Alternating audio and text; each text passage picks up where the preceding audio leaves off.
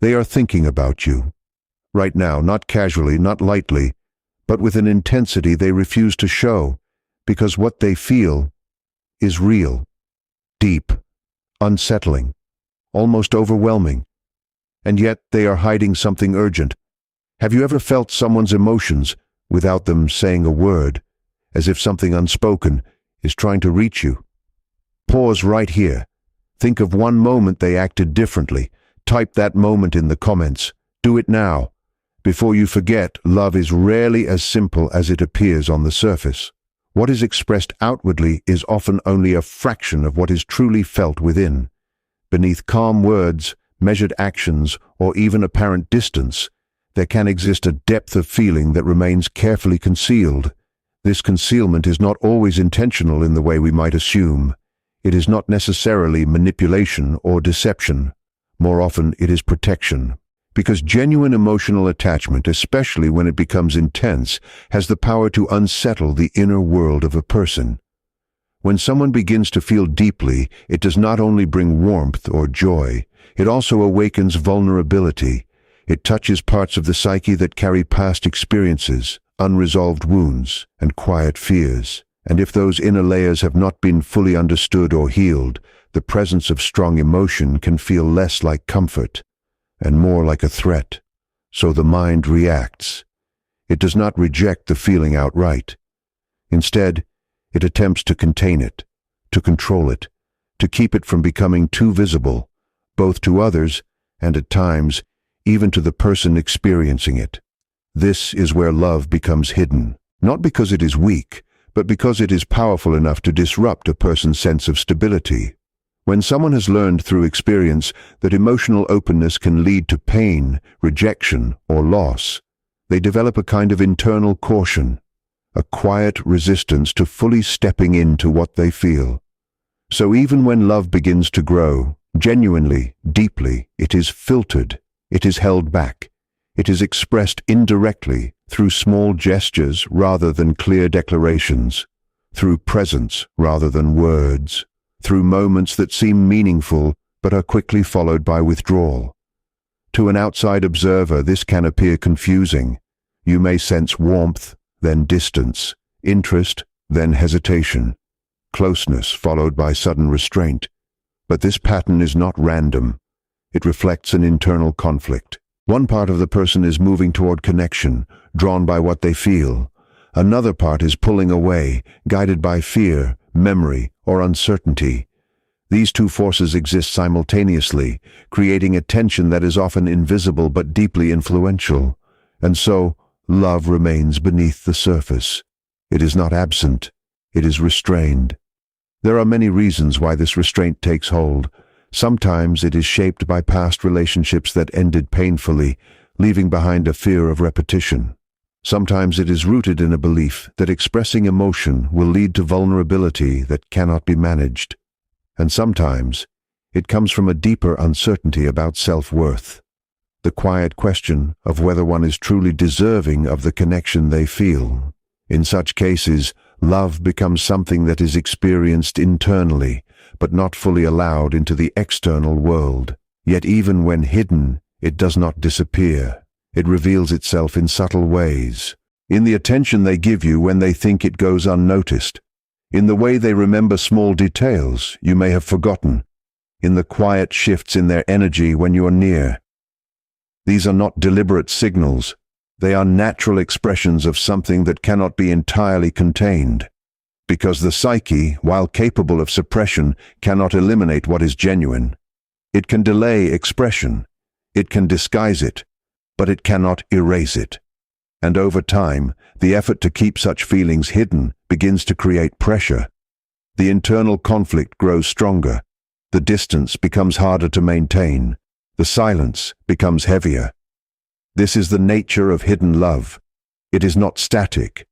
It moves beneath the surface seeking some form of release, even if that release is uncertain or delayed.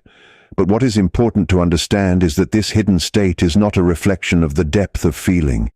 It is a reflection of the person's relationship with their own emotions. Someone may feel deeply and still struggle to show it. They may care intensely and still hesitate to act. They may be drawn toward you, and yet remain restrained by something within themselves. This is not contradiction without meaning. It is complexity, and recognizing this complexity requires patience. It requires looking beyond immediate behavior and considering the inner processes that shape it. It asks you to understand that what is hidden is not necessarily absent. It may simply be waiting for a sense of safety strong enough to allow it to emerge. Because ultimately, love does not remain hidden forever.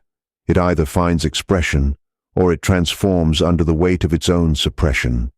And in that tension between what is felt and what is shown, you begin to see the truth. Not as something clearly stated, but as something quietly revealed piece by piece through the spaces where words are missing and emotion remains. There are forms of communication that do not rely on words, yet they often carry more truth than anything spoken. When emotions remain unexpressed, they do not simply vanish into silence. Instead, they move through other channels, subtle, indirect, and often overlooked. These expressions are quieter, but they are no less real. In fact, they can be more revealing precisely because they are not consciously controlled. When someone feels deeply but chooses, or is unable, to articulate those feelings, the psyche finds alternative ways to express them. It cannot remain completely silent. Emotion, by its nature, seeks movement. It seeks to be known, even if only partially. This is why you may sense something from another person that they have never openly admitted. It is not imagination. It is perception operating beyond the surface. You notice it in the way their attention lingers a moment longer than necessary, in how their tone changes slightly when they speak to you compared to others, in the pauses, those brief moments where something could have been said but wasn't. These are not random details. They are fragments of something unspoken. The mind can control words with precision. It can choose what to say, what to hide, and how to present itself. But it has far less control over the subtle signals that emerge unconsciously. Body language, timing, emotional presence. These often reveal what words attempt to conceal. And when you begin to observe these signals closely, a pattern starts to form. Perhaps they maintain a certain distance, yet always find a reason to remain within your orbit. Perhaps they avoid direct expressions of feeling, yet show consistent quiet care in ways that cannot easily be explained. Perhaps they speak casually, but their actions carry a weight that their words do not acknowledge. This is the language of the unexpressed. It is not direct, and it is not always easy to interpret, but it carries an authenticity that is difficult to fabricate. Because these signals are not produced through deliberate intention, they arise naturally from what is being felt beneath the surface. What makes this even more complex is that the person themselves may not be fully aware of what they are expressing. The feelings may exist clearly within them, but their ability to recognize and articulate those feelings may be limited. So while part of them is communicating through subtle actions, another part remains silent, uncertain, or even in denial. This creates a kind of duality. On one level, there is restraint, an effort to maintain control, to avoid saying too much, to keep emotions contained. On another level, there is leakage, small, unguarded moments where the truth becomes visible. And it is within these moments that perception becomes important, because to recognize what is unspoken requires a different kind of attention. It requires you to move beyond literal interpretation and into a more intuitive awareness. Not assumption, not projection, but observation of consistency, of repeated patterns that point towards something deeper.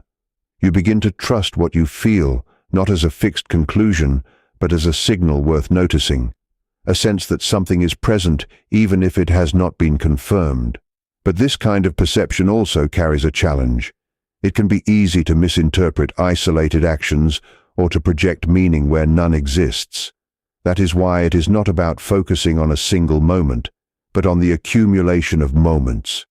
A pattern that repeats, a behavior that remains consistent despite the absence of verbal confirmation.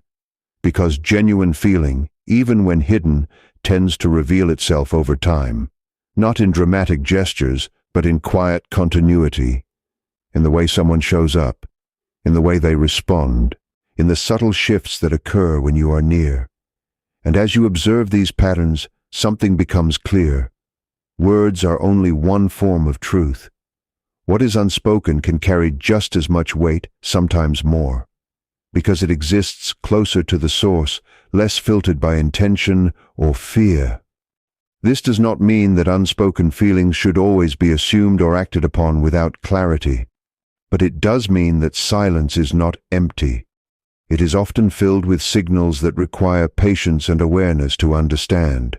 And perhaps the most important realization is this: what is deeply felt does not need constant expression to exist. It can be present in the space between words, in the moments that seem insignificant but are not. It can live in gestures that are easy to overlook but difficult to fake. So when you sense something that has not been said, it may not be something to dismiss immediately. It may be something to observe, to understand gradually. Because sometimes the truth is not hidden behind silence. It is quietly revealed within it. There are moments when the truth within a person is not absent, but actively restrained. Not because it lacks strength, but because it carries consequences the mind is not prepared to face. The psyche has a natural tendency to protect itself from what feels overwhelming, and one of the ways it does this is through suppression, the quiet pushing down of thoughts, emotions, or realizations that threaten internal stability. This suppression is not a sign of weakness, it is a function of self-preservation. When emotions become too intense, especially those tied to vulnerability, attachment, or change, the mind begins to evaluate risk. Not in a logical, fully conscious way, but through a deeper, instinctive process. It asks, in its own silent language, what will happen if this is expressed? What will change if this becomes real? And if the answer to those questions involves uncertainty, loss of control, or the possibility of emotional pain, the psyche responds by holding the truth back. It creates a kind of internal barrier. This barrier does not erase the feeling. It simply prevents it from fully entering conscious awareness or outward expression. The person may sense something is there, something significant, but they cannot easily define it, and even less easily share it. This is how truth becomes hidden, even from the one who carries it. You may notice this in someone who seems conflicted without clear reason. Their behavior may appear inconsistent, not because they are unsure of what they feel, but because they are unsure of what to do with what they feel. There is a difference. To feel something deeply is one thing. To allow that feeling to exist openly, with all its implications, is another. And when the second feels unsafe, the first is often suppressed. This suppression can take many forms. It may appear as avoidance, changing the subject when conversations become too personal. It may appear as rationalization, explaining away emotional responses with logic that feels incomplete. Or it may appear as distance, creating space not because the feeling is absent, but because it is too present. What makes this process complex is that it is rarely conscious. The person is not necessarily choosing to hide the truth in a deliberate way. Instead, the psyche is filtering their experience, allowing only what feels manageable to reach the surface. Everything else remains beneath. But what is suppressed does not remain inactive. It continues to exist, to influence behavior, to shape perception. It may emerge indirectly, through tone, through hesitation, through moments of intensity that seem disproportionate to the situation. These are signs that something deeper is present, even if it is not being acknowledged, and over time this creates tension. Because the psyche is not designed to hold contradictions indefinitely. To feel something strongly while simultaneously denying or avoiding it requires constant effort. It is like holding pressure beneath a surface that was never meant to contain it for long. Eventually something begins to shift. This shift does not always happen dramatically. It may begin as a subtle change in awareness, a growing sense that something cannot be ignored any longer. The person may start to question their own reactions, to notice patterns they previously overlooked, to feel the weight of what they have been avoiding. This is the beginning of integration, the moment when what was once suppressed begins to move toward consciousness. But this process is not immediate, nor is it comfortable. Bringing hidden truths to the surface requires confronting the very things the psyche was trying to avoid: uncertainty, vulnerability, and the possibility of change. It requires letting go of control, or at least the illusion of it, and so resistance often continues. The person may move closer, then pull away.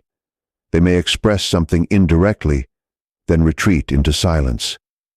They may reveal fragments of truth, but stop short of full clarity. This is not inconsistency without meaning. It is the visible expression of an internal struggle, a struggle between what is felt and what is allowed. And understanding this requires patience, not only with the other person, but with the process itself, because suppressed truth does not emerge on demand. It unfolds gradually, often in ways that are incomplete or difficult to interpret. But there is one thing that remains consistent. What is real does not disappear simply because it is hidden. It continues to exist beneath the surface, shaping thoughts, influencing actions, and seeking a way to be acknowledged.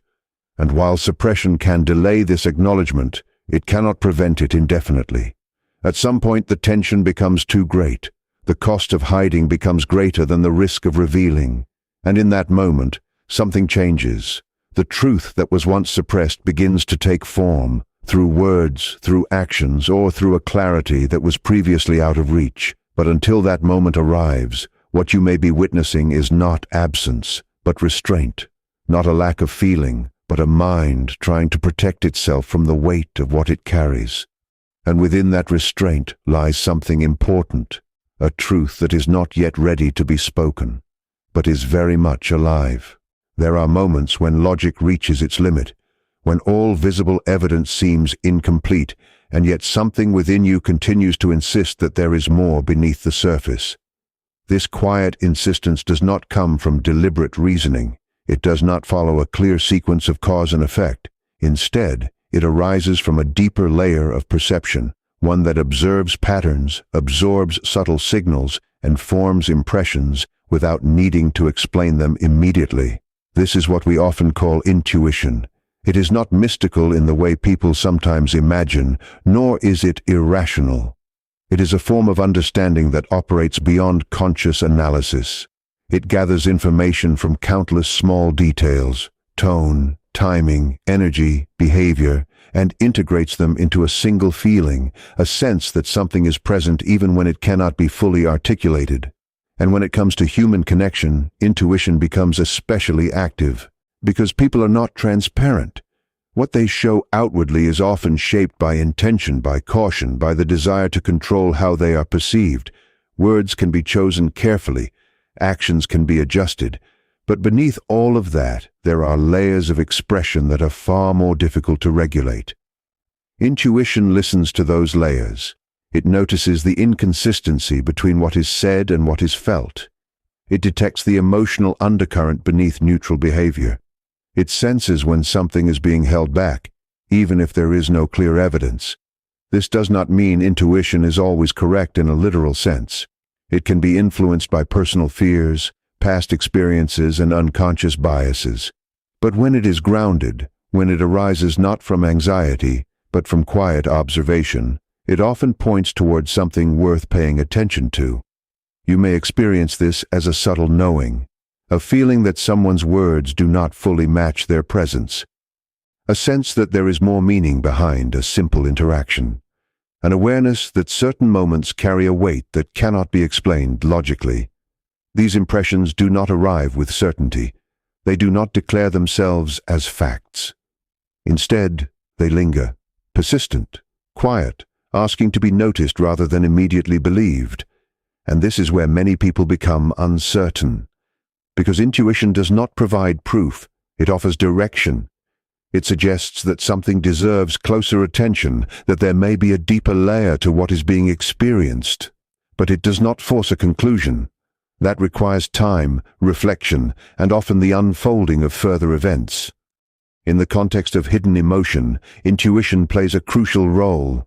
When someone is not expressing what they feel openly, logic alone has very little to work with. There are no clear statements, no direct confirmations, and yet the absence of clarity does not mean the absence of truth. It simply means that truth is not being communicated in an explicit way. So the mind turns